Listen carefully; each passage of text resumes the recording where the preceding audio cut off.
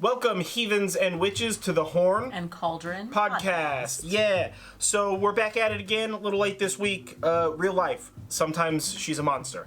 But so yeah. If you are new here, welcome. This is a witchy podcast. Don't be an asshole. If you aren't new here, hello again. Today we are taking a deep dive into Isis. The goddess. The goddess, not the something else? Flower? I don't think there's a flower called that. No, I'm thinking of Iris. Yeah, it's like a terrorist organization. Oh shit, I didn't even think about that. We are not talking about that. That is literally Today we are so talking far about outside of my the mind. Egyptian goddess Isis. Yes, we are. Anywho, if you would be so kind as to like this video, comment below, share, and subscribe. If we're pronouncing something wrong, please feel free to let us know. Yep. If you are watching this on YouTube, if you're listening to this on your podcast network of choice, thank you for listening. Tune in. These come out every couple of weeks. And please leave a review, because that's how we know what you think about the thing that we're doing. Or just jump over to YouTube and leave us a comment there and subscribe there and do all that kind of stuff. So if you want to look at our faces, YouTube. If you don't want to look at our faces, I understand. That's mean. Whatever. We're everywhere. If we're not on a podcast thing that you want, tell me. Just go to fucking any of our stuff. Our social media is, my social media is Jive. Her social media is at Goddess Jules. And you can find us pretty much everywhere. On we're pretty much everywhere. Or go to nerdjive.com/links to get access to all that sort of stuff. I don't think that I introduced us yet. I'm John Norgrove. This is Julie Norgrove. Hi. Hey, that came late. And if you want to support future endeavors like this, go over on Patreon and patronize us over there. We get the Horn and Cauldron podcast Coven tier gets access to the Book Shadows pages, which has the notes for what we're talking about, as well as the spells and complete list of correspondences, and access to our Discord. Thank you. I can never remember what that's called. In my mind, I just see the picture, and I don't think so much about it, because I use Discord on my cell phone and not on my desktop. Mostly because I don't really understand Discord. I don't know, man. It's okay. I'm old, I understand it. Or something. And in Discord, we can chit-chat about whatever. We can hang out. We're happy to mentor. Yeah, or just answer questions. Or bloody whatever you want. Yeah, so if you want to support more creative, fun shit like that, then hit us up on Patreon. What's up, our Patreon patrons? How you doing? Yeah, thank you for doing that thing. For being patrons and helping us out. We appreciate it. It helps us do this thing a little bit better each time. Yeah, a little bit easier, a little bit better. Like these new upgraded lights, if you're looking at us. Stay tuned if you're only listening to us. Soon we will be upgrading the audio. I've finally done enough research to make some decisions on audio equipment. Let me tell you what, that is not a fucking flat curve. That is complicated. And I work for a brewery, real life. So I don't have that science down. I don't understand a bunch of shit, so I ask for help. That's what I do. But, so let's just get right into it. I'm pretty certain I'm done with all the intro stuff, and you guys are done listening to me blab on. That's not what you're here for, so... No, but it is different every time, so it's always fun for me to hear what you're going to be saying. To hear what you're going to be saying in the beginning, because it's always wildly different every time. It's pretty fantastic. It's not the same as the stuff I do for our YouTube channel is Jive. It's not the intro that I engineered and have been repeating for 5 years of YouTube. So I just don't know what to say. Yeah, we've only been doing this for I don't know, 9 months. Yeah. So I just don't know what the start is, and every time I sit down here after I press record on the camera, I'm like, shit, how do I say this? So it's just different every time. Welcome to Earth. Yeah. Or welcome to our deep dive series, where we look into the history and connections and magical practices behind different gods and goddesses throughout different pantheons throughout the world. Or types of practice or things or whatever, man. Right now, It's mostly gods and goddesses right now, but it's kind of everything.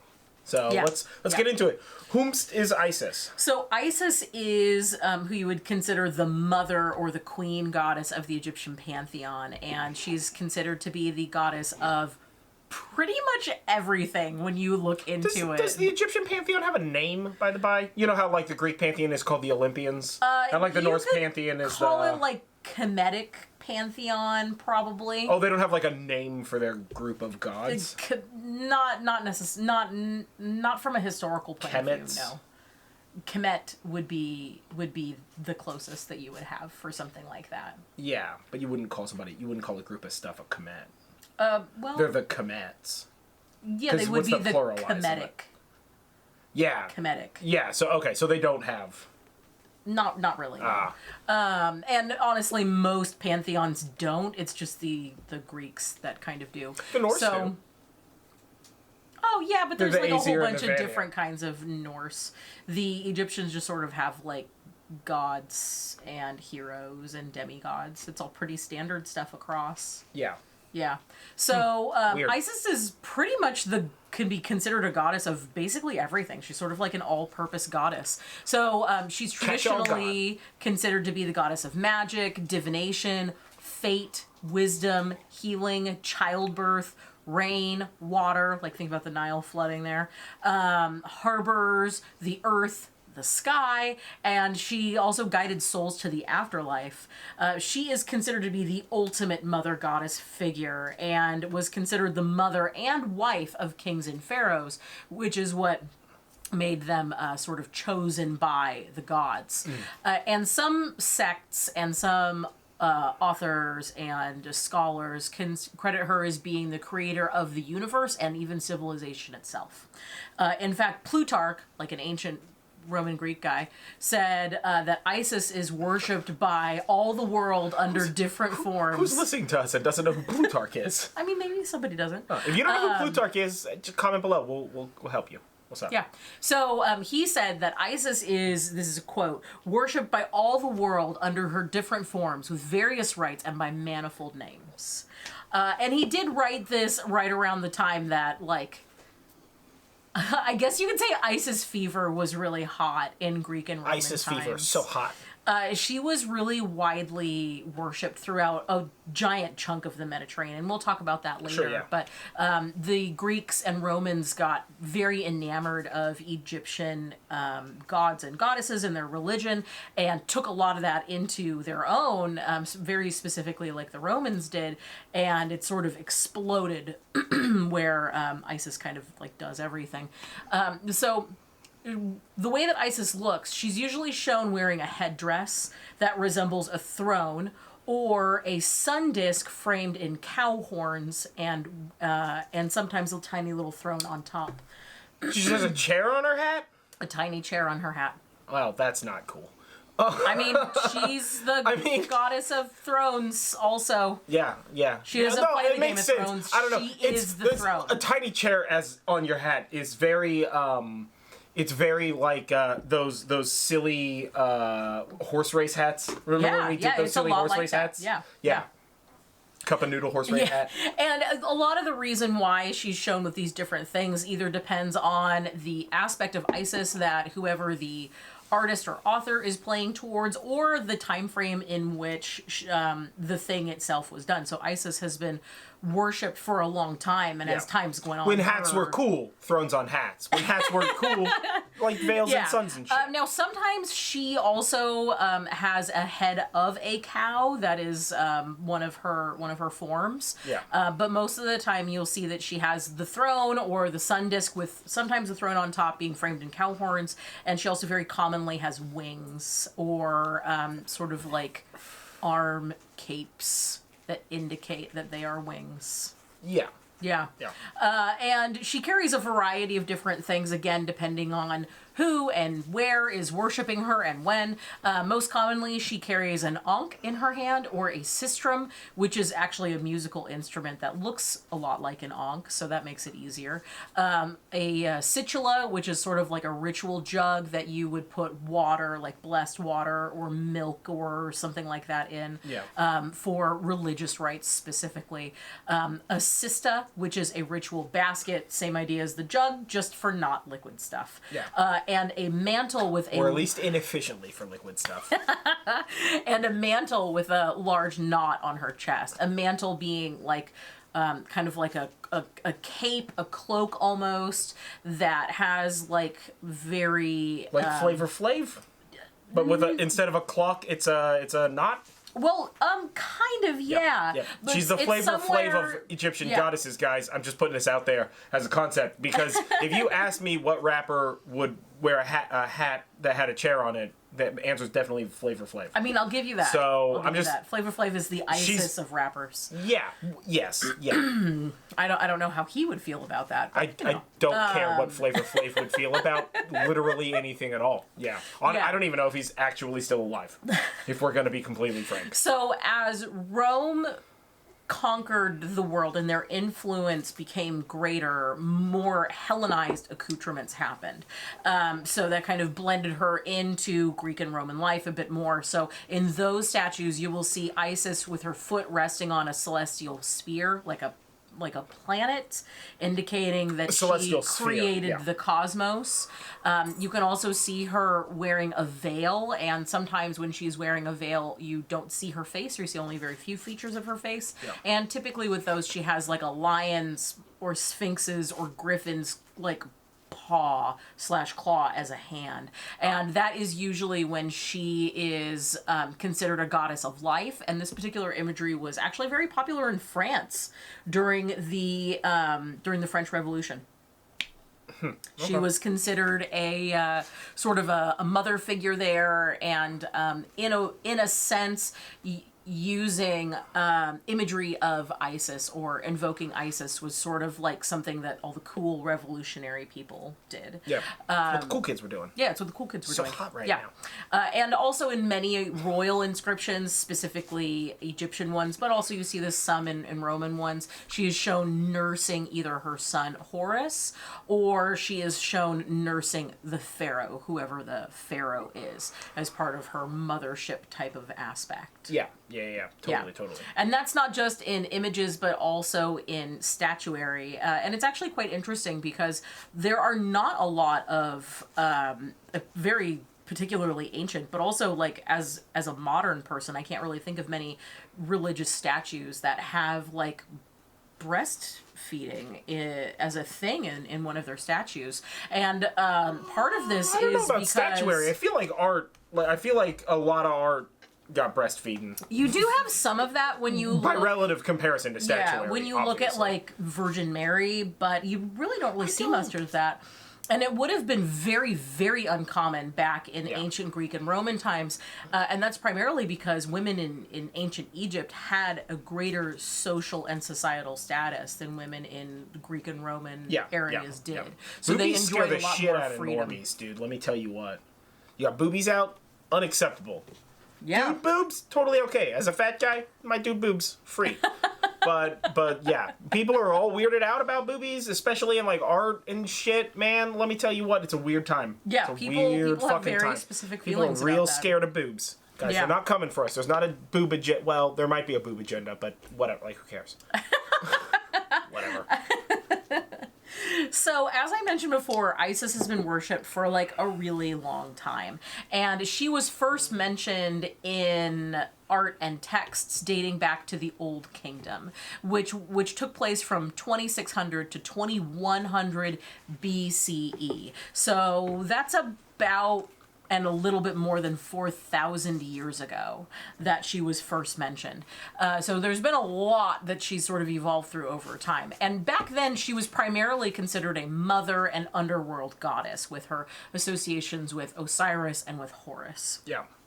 Now, as time went on and we progressed through the ages of Egyptian history. When we get to the New Kingdom, which was from 1550 to 1070 BCE, so now we're looking at about 3,000 years ago, she took on additional traits, both physical and religious, that originally came from other goddesses, such as the cow side of things, both with the cow horns and the sun disk, as well as adopting a cow head coming from Hathor, as well as a variety of other more minor Egyptian goddesses. She took a lot of things on from them. Yeah. Not so much other cultures from here, but as time went on, that definitely happened. And she collected more traits and more followers, and she was very popularly worshipped in Rome and Greece and pretty much the whole Mediterranean. You gotta collect stuff sometimes. Yeah. So Isis, the name that we're using, and her most common name, is actually her Greek name. The Egyptians usually called her Aset or Iset, which means throne. Remember the throne hat thing? Named after the shit on your hat. Sad times. Yeah. Now, Isis also had other names based on purpose. And we talked a little bit about this kind of thing when we did our deep dive for Aphrodite, because this was very common for Mediterranean deities to have, like, sort of different facets. For hyper ancient Mediterranean deities that have come and gone into and out of not only popularity, but, like, god traits. You're like, listen, I know that her name is, like, Chair, and that, like, she's, like, a mom, but also maybe she's in charge of magic, and people are like, we got nothing else, so let's do it. And they were like, and somebody was like, what about boats? And they were like, yeah, they're sure, like, who's boats. the goddess of boats? And somebody was like, Isis. And they're like, okay, who's the goddess of taking people to death? And they're like, also Isis.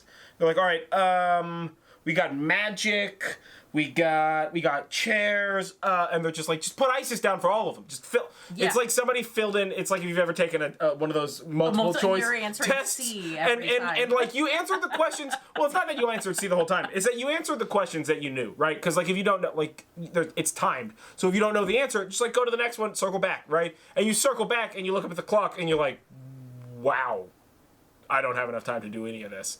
Okay, well, sounds like fucking C is definitely the answer to these extra 27 problems, right? They're just like, where do you want to put this magic stuff? And you're like, Isis isn't up to anything right now. Let's do that. Yeah. You know? So she has a lot of other names based on her purpose, and not just epithets. Like one of Isis's epithets is the Queen of Heaven, but this is like an actual name that you can use. Yeah. So some of the more common ones plume, as it were, are Isis. So you would always have Isis at the beginning. So it would be Isis Ament, was the underworld Isis who ruled over death and who guided Osiris and other dead to Duat, which is their version of the afterlife in the underworld. Isis Ankhet was the fertility aspect, both for the people fertility, but also for the land fertility, because it was really very seamless when it came to fertility back then. She also was called Isis Fortuna or Isis Tyche, which is more of a Greek and Roman epithet, and that was her being the goddess of luck and fate, and she was typically shown holding a rudder, like a boat's rudder, and holding a cornucopia, so that's like, you know, following your path, you know, forging a path, and also abundance. She, if you were looking for agricultural type of assets, you could also call her Isis Kekhet. Or if you're talking about New Year Isis, which at the time this comes out, we're right about the time of ancient Egyptian New Year. Yeah. Okay. Yeah. Shit, I didn't know that. Which kind of coincided with the harvest festivals. Yeah, I'm gonna look up Egyptian New Year. So that was Isis Kut, which is the light bringer who blesses each year.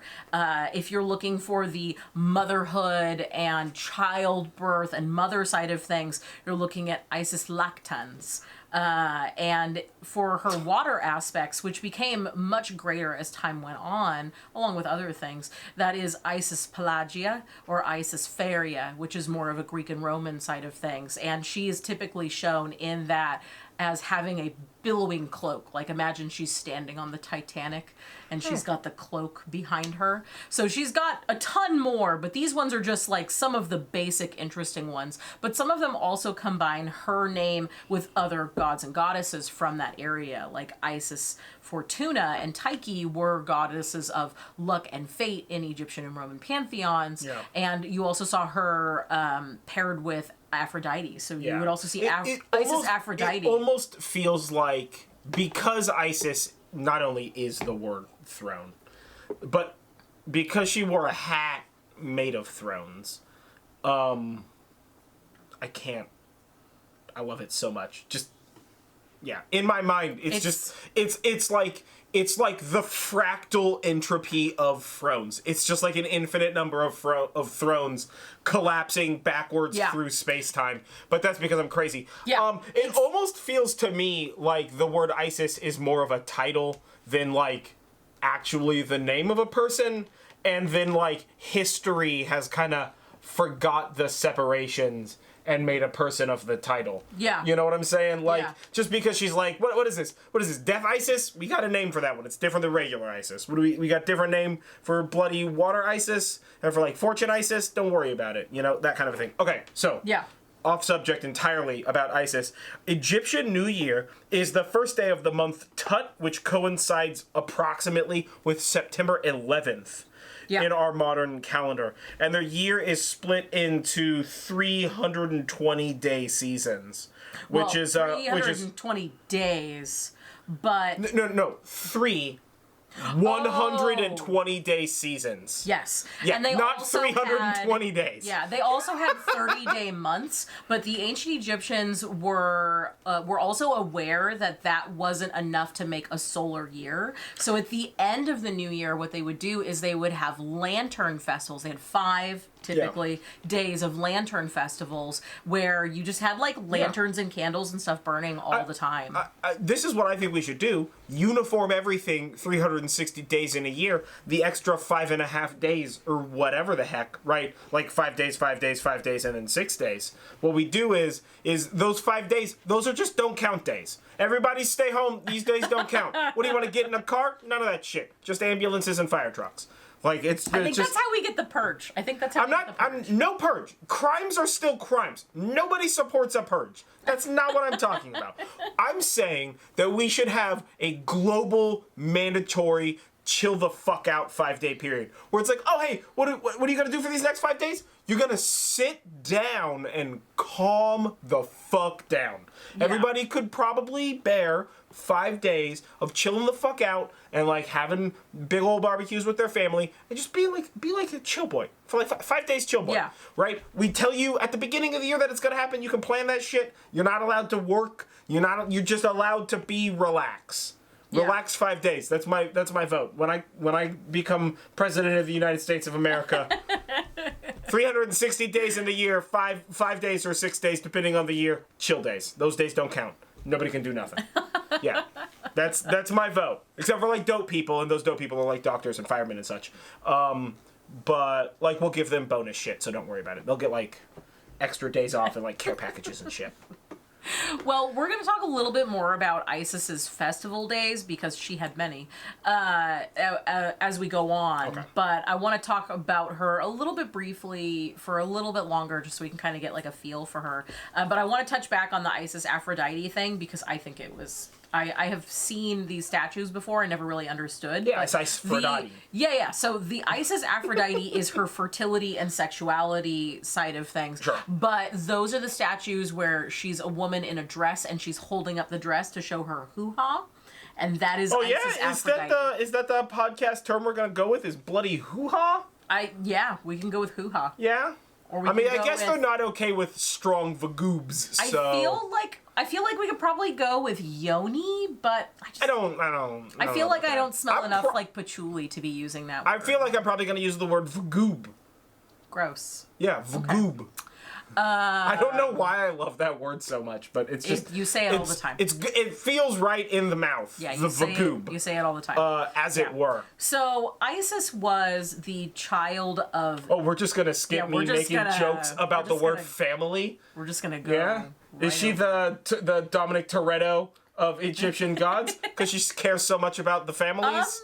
I'm sorry, we're done. We have to leave family, yes, or I'm going to make Dominic Toretto jokes for hours. Yeah, we're just going to glaze right over that. So Isis was the child of Geb, who is the earth god, and Nut, who is the sky goddess. So together they had Isis, Nephthys, Set, and Osiris. Right. And Osiris also was her husband. So Egypt was pretty common. Egypt was weird. That sister husband or sister wife, brother husband kind of thing, especially in the Mediterranean. Very, very common there. Yeah. And so Isis had a few consorts, but really they were just different versions of Osiris. So Osiris, her husband, also turned into Min, which was a fertility god, who was sort of like a mishmash of a bunch of different Egyptian gods, but that kind of happened as the Romans took over and sort of did their thing there, well as Amenkamutep, who was a sun god, and this one, it just sort of pops up in a variety of different places, but is primarily associated with Osiris. So it's not like he went to the underworld and she was like cheating on him. It's more along the lines of Osiris had many faces, much like Isis had many faces. Yeah. So this isn't her origin story, but this is probably the most popular story about Isis. So, and that is the story of how Osiris came to be the god of the underworld, essentially. So Isis and Osiris were married and they were happy. And Set was jealous, their brother Set was jealous of this union. So he imprisoned Osiris in a coffin. Depending on the source, he either killed him first and then put him in the coffin, or he suffocated him by putting him in the coffin alive. And then he threw the coffin into the Nile River. Isis grieved. Like a lot. And like super loud, like wailing, grieving, and like super loud. Yeah. Is the best way I've ever heard grieving quantified. Hey, you know what? She's grieving a lot, but it's very loud, and you're like, oh, okay. There's lots of references to the loudness of her loudness of her grieving, and describing it as wailing. That's grieving is the right word. Yeah. So when Isis kind of got over the initial grief, she went to go find his body, so that she could bury him with the proper honors and respect that he deserved. Shit. So she found his body in the coffin, and she brought it back, and then she hid it because she was like, Set's still going to be mad, so I don't want him to know that I have this. But then Set found the body, and he was very mad. So he chopped it up into 14 pieces, and he flung them across the ancient Egyptian world. So Isis then searched to find the pieces to put him back together again. And she found all but one. I will give you a guess. I can't put it... all I can think of is the Metalocalypse song, Sewn Back Together. I mean, yeah, that's kind of it. Wrong, which is wrong. They sew him back together wrong. So that's clearly, I guess, not what's happening, but a little bit because they forgot. Clearly the tower card of this particular individual, if you know what I'm picking up. The what? You know what I'm saying? The what? Yeah, you heard me. The tower card. What? The tower card. Yeah. Orientation is important here in my hand symbols. The eggplant? We will accept eggplant emoji. Yeah, I was trying to keep it on brand because we're in a witchy podcast, but dang. We'll go with eggplant emoji. Yeah. So she couldn't find that one, and that's because when Set threw it, it like landed in the mouth of a crocodile. And a crocodile ate it. Of course it did. So she was like, well, I guess I have to make a new one. And with Isis's magical powers, she made a new one out of a variety of materials, depending on what source you're looking at. And brought him back to life. Yeah. And when she did... For safety reasons, platinum grade silicone only. She none definitely... none of that plastic shit. Guys, be responsible out there. She definitely did not use platinum grade silicone. I'm just telling you, that's important. None of it was platinum grade silicone. Doo-doo-doo. The more you know. This is our moment of the more you know from me, the guy who interrupts the flow of fucking logic in this podcast. So she brought Osiris back to life, and when she did, they conceived their son Horus, and Osiris basically was like, okay, well, I guess I'm dead, so I have to go to the underworld now. So he went to go rule the underworld, while Isis and Horus remained above. And Isis was pregnant at this time, so her story continues on with a variety of different things, and kind of like the second most popular one is a story about how she is trying to get help as like a pregnant woman or with like a newborn baby, depending on the time frame of the story, and she sics scorpions on people. All right, we're back. So Isis sicked scorpions on people. Yeah, more or less. Seems fair. So that's another interesting story, which we won't really talk about here. Sometimes you gotta get scorpion. There's some pretty interesting. She's crafty. Who did you piss off? Why she sick scorpion on you? Like a rich mom who didn't want to help her. Yeah, no scorpions. Yeah, she basically sicked some scorpions on what was an ancient Karen. Switching gears to the worship of Isis. Throughout time, she's been a very important part of funeral rites. And in particular, she protects the dead from the dangers of the afterlife, which is called the duat. And she is also a part of the divine council that judges a soul's merit. You know, that's the heart feather thing. Scales. Yeah, the scales with the heart and the feather. Yeah. And she was included in funeral ceremonies, and in art she was usually either depicted as a mourning woman or as a bird, which the particular type of bird is called a kite. And that's kite bird. Yeah, a kite bird. So the kite has a cry that is very similar to what the Egyptians considered was a wailing woman. Wow, that is awful. Yeah. Awful like a bird noise. Grief-stricken wailing woman. Yeah.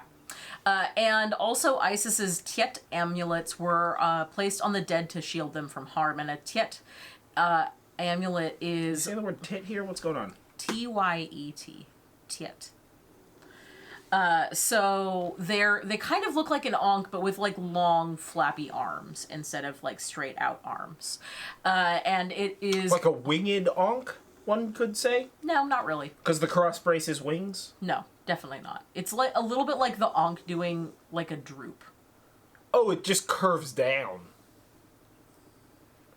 Yeah, that's close enough. If you're not sure, go ahead and Google it. You can Google Tiet, T-Y-E-T amulet to see what that looks like. And it's also there's also the type, it's also the type of knot that was included on her mantle, the Isis knot. So it wasn't until about the first millennium BCE in about the New Kingdom that Isis became one of the most popular deities in Egypt. Do yourself a favor. Google the Tiet. T-Y-E-T, because it is a sad ankh. I told you, it's like a droopy ankh. I know you said droopy, but I was expecting like a little bit of droop, and this is full-blown raw egg on a nail. Yeah, droop. It's all the way This through. is just like it's like a sad boy ankh. I've never seen this before, and I just want to hug it. It's a protective amulet. It wants to hug you. Sad. I love it. So in the first millennium BCE, they have discovered literally hundreds of thousands of amulets and statues made of Isis in a variety of different things. And yes, some of them are the Tiet, John's new favorite amulet. She was also featured in many household paintings in Roman Egypt, which is typically the northern part of Egypt near Alexandria. And it was very common to have paintings in your house at those times to, you know, show the deities respect and to show who you worshipped and and that sort of thing. So she just like exploded in popularity once the New Kingdom kind of came around. But what's interesting about Isis, and you find something similar with many ancient religions in the Mediterranean, but not as much when you go outside of that, is that you didn't need to exclusively worship her. Even to be a priest or priestess of Isis, you did not need to exclusively worship Isis. So it was actually a fairly common thing for priests and priestesses to be a priest or priestess of Isis as well as other deities. So they kind of had like several part-time jobs, as it were. Yeah, well, I mean, she had a bunch of part-time jobs. You would expect her people to have one also. You know what I'm saying? Yeah, like, and some of her temples were dedicated to specific aspects of Isis as well. She was worshipped at a ton of temples, and it was on the Egyptian side of things, typically her idol was like hidden in a room. So if you were to go to the Temple of Isis in Egypt, you would not see her statue. That was something that only the most pure, the priests and priestesses, could see. But that was not common in Roman and Greek societies. It's like an ancient three-dimensional Where's Waldo. No, you don't get to see it. You don't get to see it. Okay. Yeah, you're just like basically in a waiting room. We're not cool enough to see it. Yeah, you would just basically be in a waiting room. Whereas in Greek and Roman type of worship, her statue was there so that anyone could look upon it and worship it. And it was very common to clothe her idol every day. So every day, the priests or priestesses would clothe the statue of Isis in like very fancy and nice garb and offer it food and drink to honor her. And it was done every day, and I'm so into that idea, and I'm just like, am I gonna make an Isis statue and then like a dope ass dress to put on it? Yeah, but then you have to make like a bunch of different clothes, and they're gonna be tiny clothes because you're not gonna make the statue so big as to be human sized, which would be fucking creepy. Or cool, but I'm putting my money on creepy. And we got enough creepy shit in this house. I mean, you could. What if you did it like a paper doll? Or if you did it the size of a Barbie, you could just use Barbie dolls. Oh my god, Barbie I could clothes. Have an Isis Barbie. That might be happening. Okay. Yeah. You're welcome, I guess, for that. It's mostly gonna affect my life. So. Yeah, I was planning on making this stuff by hand, and I got. You can make a Barbie doll by hand. I mean, yes, I'm just saying I was planning on making the clothes by hand and not buying them. Yeah. I don't know that Isis necessarily wants to be. You can get a Ken and then put him in a box and throw him in a river and then take him out of that river and then cut some bits off and then just like put him deeper in a box. Yeah, make it weird. Let's keep going with this. Sometimes the statues of Isis would be taken on tour also, and the priests or priestesses would take the statue either out as part of a like festival or take it to another temple so it could just like visit. Yeah.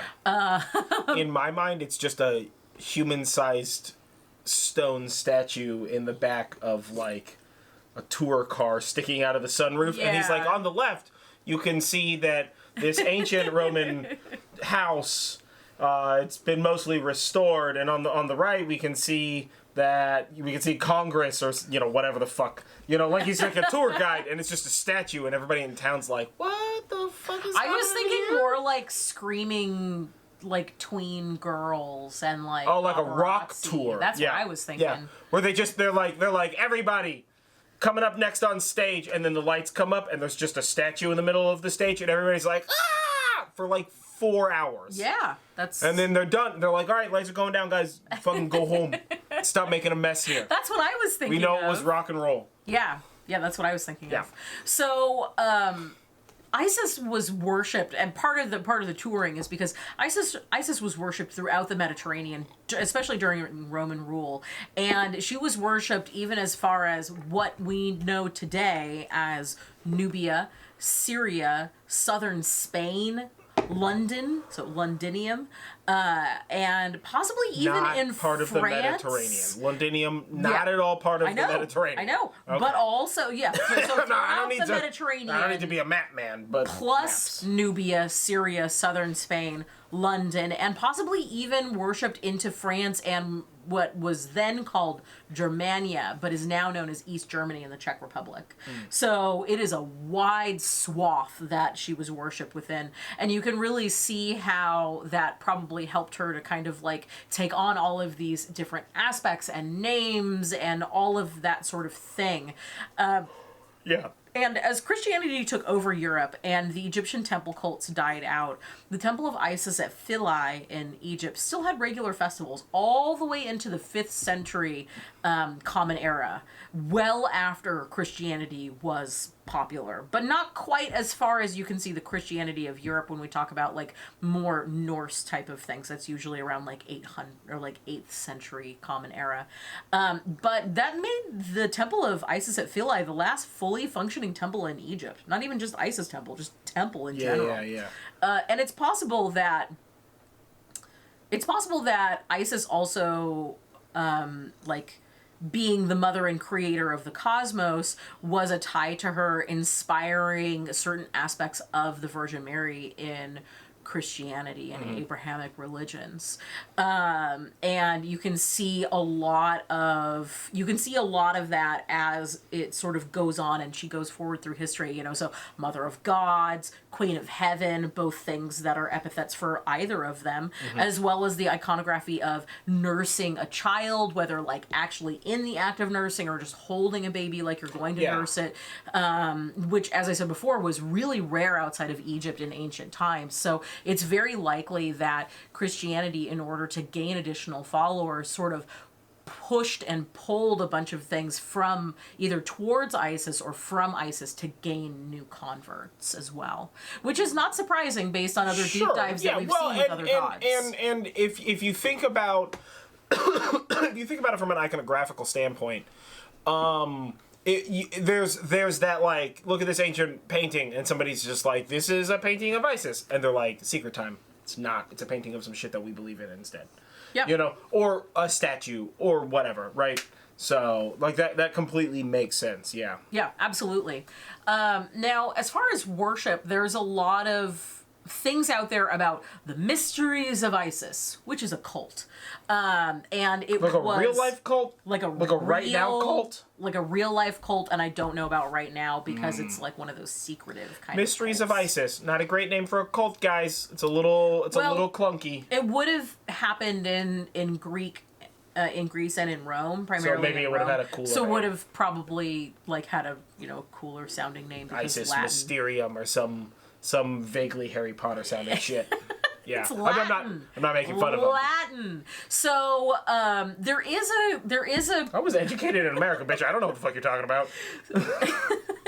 So there is a time in about the 2nd and 3rd century Common Era. So before this, like, Philae being the last temple, right? So so like during Roman rule in about the 2nd or 3rd century CE, there were a lot of mystery cults of different Greek gods. Yeah. There was the Eleusinian mysteries, which was about Demeter and her search for Persephone, which kind of encompasses Persephone as well as the Dionysus mystery cult. Yeah. And there were others. I'll tell you what the mystery of Dionysus is. Somebody's right here. He's holding up beer. He's got some booze. A little bit of drinking. That's the mystery. So, what's the secret? Drink all the time. That's my secret. Guys. So these mystery cults were like pretty hot. I don't want to say all the rage, but they definitely sound like so they were all the rage with certain people. What I'm going to argue with is that esoteric mystery cults always all the rage throughout all of human history. We super love knowing shit, and we super love keeping shit secrets from motherfuckers. Yeah. Like, that's just what that is, right? You know what I'm saying? Yeah. Like... I mean, you're a Mason. So. As a Mason. Secret cults are very old. You got it's cool, man. It's rad. Yeah. Doing secret cult stuff. So, like, why not? Yeah. Right? So, because of Isis taking on some of these, like, ideas of Greek and Roman gods, it's very not surprising that she had a mystery cult in Rome. And there aren't a whole lot of writings about this, but there is a novel called The Golden Ass. Yes, you heard me. Asp? Or ass? Like a donkey. Ah. Okay. Or like a jerk. So there is a novel called The Golden Ass, and it was written in the 2nd century Common Era by Apuleius, who was a Numidian writer, and he lived in what is now northern Algeria and Tanzania, which is like northern Africa bordering the Mediterranean Sea, when it was under Mediterranean rule, or under Roman rule. And this guy, Apuleius, he wrote this novel called The Golden Ass, and it's really the only source that describes these mystery cult procedures, initiation rites, as it were, in detail. The protagonist of this novel, along with a bunch of other things, experiences these initiation rites, and it's very symbolic of death and rebirth, and they included cryptic symbols, and you would do these at night, so it was like a darkness interrupted by like a bright light. So imagine somebody like shining a flashlight at you in the dark. And there would be loud music and noises, and probably also having some like psychedelic type of drinks, you know, cannabis and frankincense and myrrh, as well as other herbs, would typically be mixed together in a religious draught and drank to induce an intense religious experience. And we really know... LSD, what that sounds like to me. We know very little about these mystery cults, and these because sort of, the like, initiates aren't supposed to discuss the details. They were like all the rage to be part of a mystery cult back in those days. Okay, so first of all, The Golden Ass is the like subtitle is Being the Metamorphosis of Lucius Apuleius, which is gangster. But the book is actually, the tale is actually called The Metamorphosis of Apuleius, and Augustine of Hippo is the one who refers to it as the Golden Ass, which means like maybe he had some beef. That's what that sounds like to me. Or he was really into it and he was calling it by like a colloquial name. Yeah, like a gangster name or whatever. But so it the works, the novel's true name is The Metamorphosis of Apuleius. Augustine of Hippo is the one who basically like termed it as the Golden Ass, and it's the only ancient Roman novel in Latin to survive in its entirety. Yeah. Singularly, it is the main one. And of course the name of the protagonist is Lucius. So this sounds pretty rad. This is I'm gonna put this on my list to read. Yeah, we're definitely gonna I'm definitely gonna read this. Yeah. So 100% boom. Yeah. So science. In the novel and in these cults, essentially the participants would dedicate themselves to Isis, and it was thought to guarantee that your soul could travel and be safe in the afterlife happily with Isis's help. So it would be basically like a fast pass to the underworld.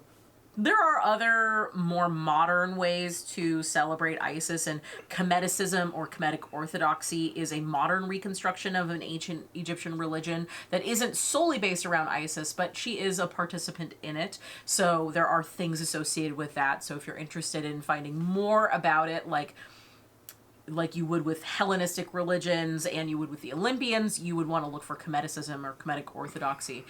You can also look into the Fellowship of Isis, which is a very modern group, like dating from probably like the 70s, whose goal is to support and promote the idea of the divine feminine. And the Fellowship of Isis is really about like the promotion and less about the like person. It's more about the idea of the divine feminine and less about Isis herself, but it does accept people who are aligned with other religions as well. And they I don't want to say boast, but they say that they have people who are from all different faiths, including Catholicism and people who are Jewish and Muslim and all of these different religions. They're just like cool cats doing cool cat stuff. Is what it sounds like. They're just like we're not being We're not building barriers, guys. Yeah, It's just promote a divine feminine. Yeah, so if you're looking for ways to worship Isis in a more traditional way or in a modern reconstructionist way, those would definitely be some of the ways you can go with it. But you can also look into more ancient ways of doing things, as well as celebrating the festivals that are related to Isis. And in particular, there are like 6 festivals that are closely related to her. She was very popular. Very popular. So the even though we talked earlier about the Egyptian New Year being in September, we're going to start at the beginning of our calendar and work forward in the months there. Also, 6 makes sense. They live in a time of 3 seasons, so that's 2 a season. Yeah. Right? And like we have what, 12, 10, 8, 9, 27, 3, how many do we have? Of what? Festivals, blots. Oh, for like modern pagans, 8. Yeah, 8. So it makes more sense 6. I'm just putting it out there. Than 8. Yeah. They don't really break down into like 3 per season, but I see what you're going with. Yeah. It's a concept, y'all. I don't know. Yeah. So in February 5th to February 6th would be Hebnecket, which is the Festival of Victory. And this is a feast that celebrates Isis' efforts to heal her son Horus and defeat her brother Set. So part of the Osiris story that we didn't mention is that side of things. It's quite long, and we don't really have enough time in this podcast to do that, but we may talk more. We'll probably about do that in our later. second Isis thing. Also, just heads up, this is other side of border. Or other side of equator, right? So technically no, it's not. Isn't it like right on or just below? It is basically right about so the seasons are going to be like a little off from like if you're like North American. It's going to be a little different. Yes. Right? Yes, but not as different as you would think. Oh, it's not like Australia different. There's not. Yeah. I'm not saying honestly, that. Even but if it's a little out of sync with. We're from Northern California, so like it's deaf out of sync. Like the equatorial region is definitely out of sync with like the way that we perceive seasons. Yes. Right. So for us, February 5th and 6th is a time where it's cold and it's rainy. It's like good. It's good skiing times, isn't it? Like early February, late January, I think is like best times for snow. Where we live. And in the southern hemisphere, that's like summertime, but you really want to think of this in ancient Egyptian terms as being similar to spring. Yeah. Like late spring is kind of what you're looking at there. So that's February 5th and 6th. The next one is Ploiaphesia, or Navigum Isidius, which is the vessel of Isis, and that took place on March 5th. And this honored Isis as being a goddess of the moon and the sea. So we would be looking at Isis, Pelagia or Feria with this one. And boat offerings were very common. So this is one of those like taking her statues on tour. What is a fucking boat offering? So, that sounds like somebody's burning a boat.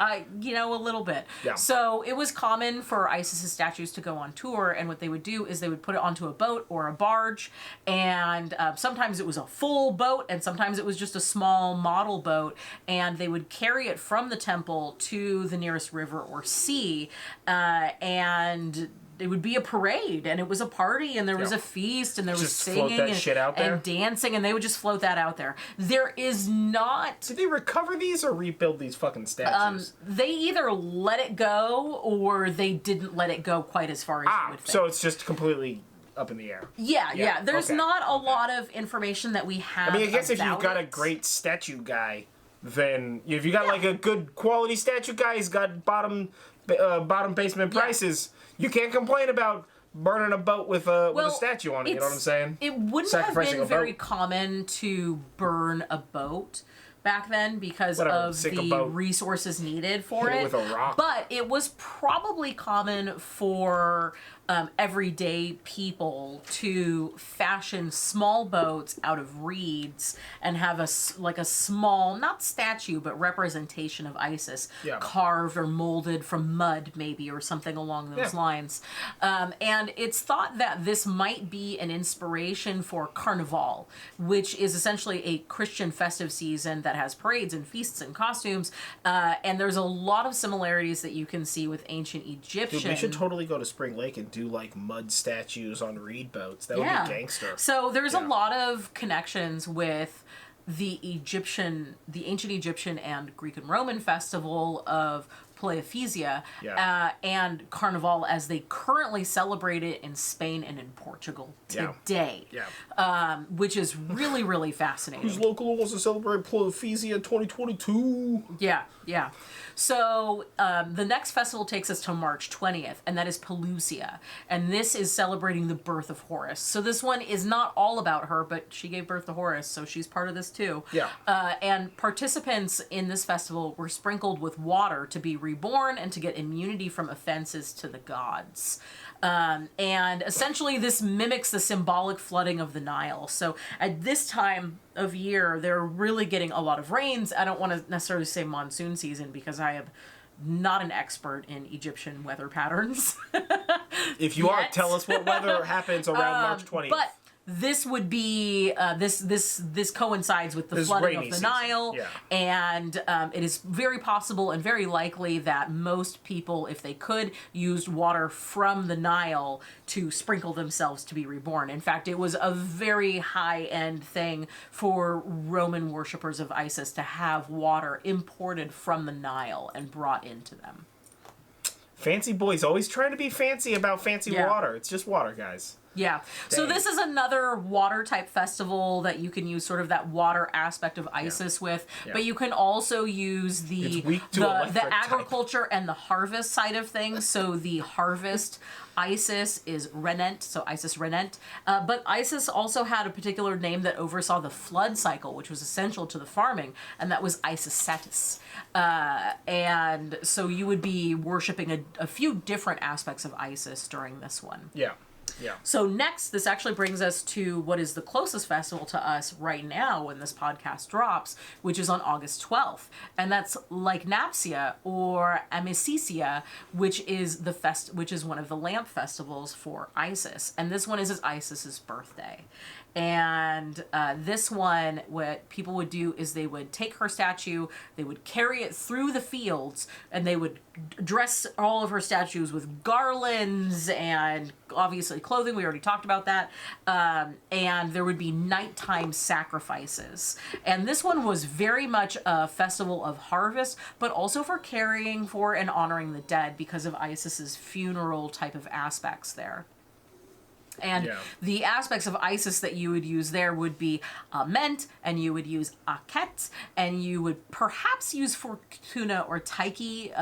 You could also use Keket or Kut, and Renent and Satis and Usert, which are all different varieties of Isis for a few different things. So it's pretty interesting the way that they have that going. So we're probably going to do something for Isis in like a week, basically. Yeah, like in a week. And then the next festival is more of an underworld festival. So you can see that there is some parallels between the seasons, between the northern hemisphere and the southern, or in the equator type of place here, because October 28th through November 3rd is really a death festival. This one is Isia, or Isia, depending on how you want to pronounce it. And this festival is all about Osiris's death and her mourning him and then bringing him back to life, as well as his journey through the underworld. Yeah. Even though that may have come a little bit later, that's what all of this is about, is her and death. So this would have been all of the death aspects of Isis, which really closely fall in line with modern pagan sabbats of the time, like Samhain. You can also look at festivals like Day of the Dead, where we're looking at Halloween. Death, and we're looking at ancestor veneration, and we're looking at that like underworld thing as the northern hemisphere goes towards the darker part of the year. Towards fall, yeah. Yeah. In fall, it's October 30th, so like in fall. Technically in fall, yeah.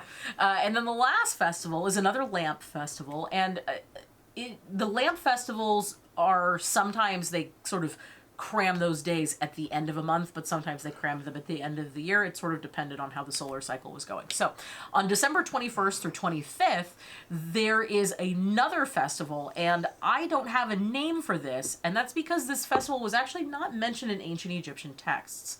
So it was either a fairly modern, but still ancient, festival, because it was recorded in some Roman texts. Internet. Yeah, maybe bad internet. Somebody wasn't into that festival. Somebody was like, I hate this one. Yeah. They're like, I have plans on August 12th. Can we push this to December? It doesn't work with my calendar. Yeah. But also this one may have come about during the Christianization of Europe, because this festival between December 21st and 5th would honor when Isis gave birth to Horus. And you can see the parallels there with Christianity. Yeah, well, and the standard birth to Horus festival is like bloody March 20th. It's Pelusia. So, yeah. Like, yeah, it's completely, like, you can see where, like, it might just be one of those normalized things or schedule sort of a things. Yeah, but the March one also kind of coincides with a rebirth kind of aspect with Christianity. But I think that one's probably, the December one is probably a much more modern piece. Yeah, definitely. We're back. That's right. Out of space. Something about that look on your face? Oh, Jesus fucking Christ, okay. Alright, what's up next? Spell time. That's right. So we got some spells, we got some correspondences.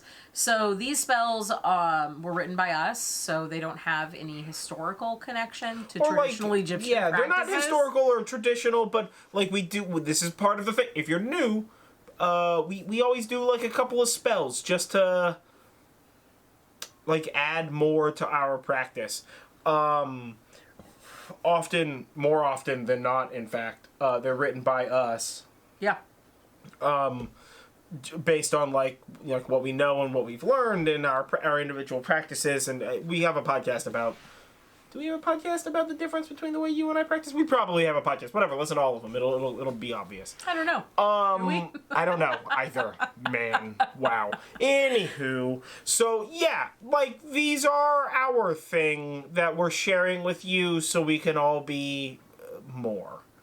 Yeah. People. Yeah. So, all right, what's first? And so that you can kind of turn what we're turning into something that you can use for your own practice. Yeah. And if you have questions, just give us a holler. Again, social media. If you're a patron or you want to become a patron and get the spells written out for you on Book of Shadows pages, then message me on whatever it is. Yeah. Discord. So wow. We will start with the invocation for Isis. An invocation for Isis. Yeah. So you can use this invocation for a variety of different workings. If you want to start working with her like over time, or if you want to invoke her for something specific, this is what you can use. Mm-hmm. If you want to use kind of the aspects of her to inform your practice for whatever reason, go ahead and use this one. So here goes.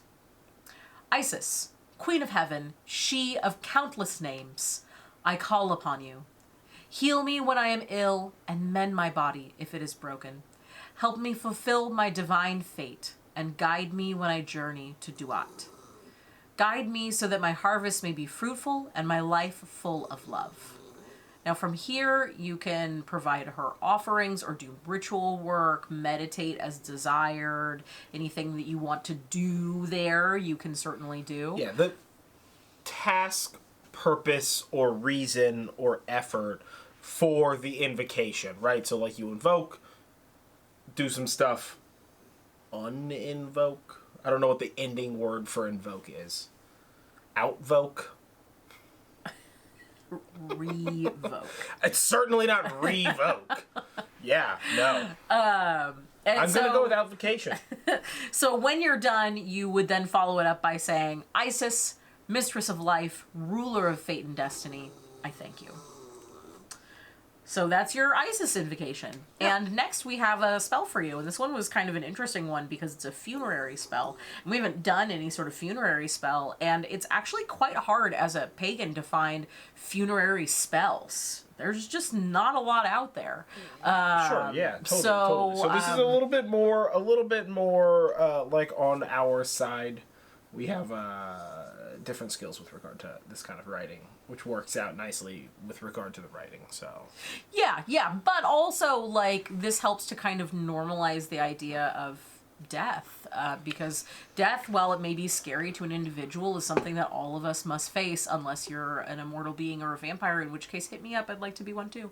That's fair. But, this can be done for pretty much anyone. This is not meant to be sort of a eulogy or an obituary type of thing, although you can certainly change it so that it is, but this is really meant to honor and basically and kind of have that person who or entity who's passed away near you be taken care of. So you can also probably do this one with pets if you were to want to do that. Yeah. So first you're going to light whatever incense and candles you like, scents, number of candles, color of candles, or incense, whatever it is you want to do. And if you can't do incense and candles, that's okay too. Skip it. Or do something instead. Stay tuned for correspondences that coincide with Isis for you to do this. Yeah. So once you have lit incense and candles, to your liking, place a bowl with water in it on your altar. You don't need a lot of water, and you don't necessarily need a big bowl, but you're going to want to place that on your altar. Yeah. Next, you will take a piece of paper, preferably a small one, and fold it into a boat shape. There's about 1 million ways that you can fold a paper into a boat shape, so rather than try to describe that to you through a podcast that is an audio format, I'm just going to say look it up on Google. Google that shit, and pick one that you like and do that. Or, I'm going to make this suggestion, go with a raft. Just set a piece of paper into the water. If you want to do that too, that's totally fine. So fold a small piece of paper into a boat shape, and on this boat, write the departed person's or entity's name. And you can also, if you want to, draw a small picture of them laying down in said boat. Yeah. So once you have done that, place the boat on the water in your little bowl and say, Isis Ament, guide and protect, name, on their journey to Duat. Ensure their heart is worthy so they may have life beyond life. Allow them to see and learn all that there is, was, and will be. Grant them peace and rest. I ask this to the mother of all, in her name, Isis, we beseech you. Or I beseech you. Again, tense, tonality, all of those things are sort of relative based on, like, people. Yeah. Yeah. So once you've done that, you can continue to do any other ritual type work that you wanted to do, or offerings or anything like that. And you will leave the boat in the water until it sinks. And once it has done that and you are done, you will then bury or burn the boat. I guess you can throw it away in the trash too. It doesn't really matter. But I think getting rid of it in a ritualistic way probably helps with the grieving process a little bit more than just tossing it. If you're going to bury it, make sure the boat's out of biodegradable shit. If you're going to burn it, do it in a safe way. If you're new, this is new. If you're not, you've heard me say this however many episodes of podcast we have, 18 or something. It's basically every episode. Every time. Be safe and rational. If the paper you have is not the kind of paper that biodegrades, because, I don't know, whatever, it's like pretend paper. They make rock paper and shit. Yeah. Right? If it's like pretend paper, don't put it in the earth. Don't do that. Right? Be responsible with it. Right? If you're going to burn it, like, have a fire extinguisher around. Let's not be assholes. Let's all be safe. Yeah. Also, if you decide to decorate the boat and you use, like, stickers, maybe don't burn it then. And also don't bury it, because most stickers have plastic associated with them. And you don't want to put plastic into If you need a bigger boat, be smart about it. We are going to need a bigger boat. We're always going to need a bigger boat. Yeah. So, those are the spells, and we're going to move on to correspondences. So, we've already talked about what Isis is the goddess of, but I'm going to run through just the basic big points here. So, Isis was the goddess of agriculture, healing, love, motherhood, magic, and the sea. Yeah. And like 50 other things. And like moving you on in death and such like that. Yeah. Animals that are associated with Isis are cows, kites, so again that's a bird, pig, and scorpions, among others. For her colors, blue, red, and silver would be the most ideal. And for stones and crystals, bloodstone, emerald, lapis lazuli, moonstone, and turquoise. I say it different every time, and that's just how I decided to say that. Lapis lazuli. Lapis lazuli. Lapis lazuli. How do you say lapis lazuli? Is it wrong? Do you say it wrong? Peer pressure. I say it both ways. As for plants, fig, lazuli isn't lotus. Lazuli is a gal talks with her hands a lot. I don't see a problem with that. Yeah. So for plants, fig, lotus, myrrh, and vervain. Other similar deities are really those kind of like mother deities. So in particular, Aphrodite and Demeter stand out. As for foods, bread, honey, and milk are probably the most common. Yeah. And other miscellaneous things would be an ankh, the knot of Isis. Sad ankh. A sad ankh with brackets. Which is a tiet. Sad ankh. Yeah. Also the moon, ships, and thrones. Yep. Her whole name means that. Yeah. Yeah, those are all pretty common ones. So this is just a brief listing of the correspondences because there are a lot of these things here. If you join our Patreon or if you are already a Patreon, thank you. Patron. Yeah. And the full list of the correspondences is also part of the Book of Shadows pages. Yeah, the Book of Shadows pages. All the things that we went over, briefed. The spells in their completion. Correspondences in its completion. So that's where you're going to get all that information from. And it's like nice graphics and shit in it or whatever. They're very pretty. Yeah. Every time I make one, I'm just like, does this look stupid? Did I do something stupid? No, and then she's like, no, it looks great. And I'm just like, okay. So that's what we go with. As well as I do cell phone wallpapers. That correspond with the Book of Shadows pages, mostly because I already made the assets, and I'm one of those people that changes my cell phone wallpaper all the time. So that's the main reason why I do it. So yeah, that was the correspondences and the spells and the festivals and the story and the deep dive into Isis. Yep. So, thank you very much for listening. I've been John Norgrove. This has been Julie Norgrove. This is the Horn and Cauldron podcast. And if you would be so kind as to leave us a like and subscribe and ring the bell and comment below if you're on YouTube and if you're on a podcast, like, subscribe and leave us a review or whatever the thing is called in your particular podcast network. If you're having to use an extracurricular podcast network to listen to us, let me know about the one that you want to listen to it on so I can submit our RSS feed to that so that way it works or whatever, because I don't know about all of them. I only signed us up for the ones that I know about. And if you want to support more cool witchy information like this, as well as like our fun YouTube videos, we're gonna make one that's a fan cast for the Greek gods. Yeah. That I keep putting off, but it's good. We're gonna have a bunch of opinions. It's gonna be very long. Yeah. I don't apologize.